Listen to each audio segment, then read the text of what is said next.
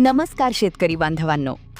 सागवान लागवड करणाऱ्या शेतकऱ्यांसाठी आली आहे मोठी आनंदाची बातमी.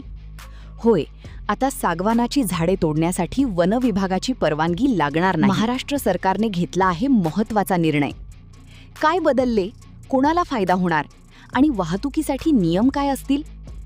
मित्रांनो, महाराष्ट्रात सागवानाची शेती करणाऱ्या शेतकऱ्यांना मोठा दिलासा मिळाला आहे. राज्य सरकारने महाराष्ट्र वृक्षतोड कायद्यात सुधारणा केली आहे.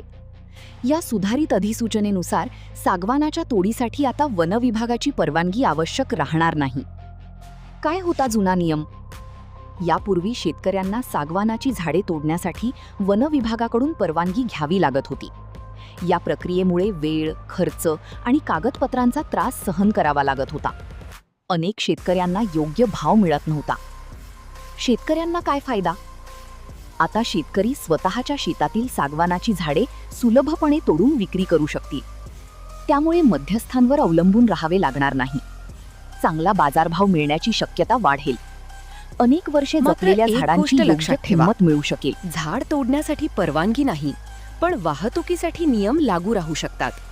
म्हणजेच लाकूड एका ठिकाणाहून दुसऱ्या ठिकाणी नेताना आवश्यक कागदपत्रे किंवा परवानगी लागू शकते. इतर कोणत्या झाडांना अजूनही परवानगी लागते?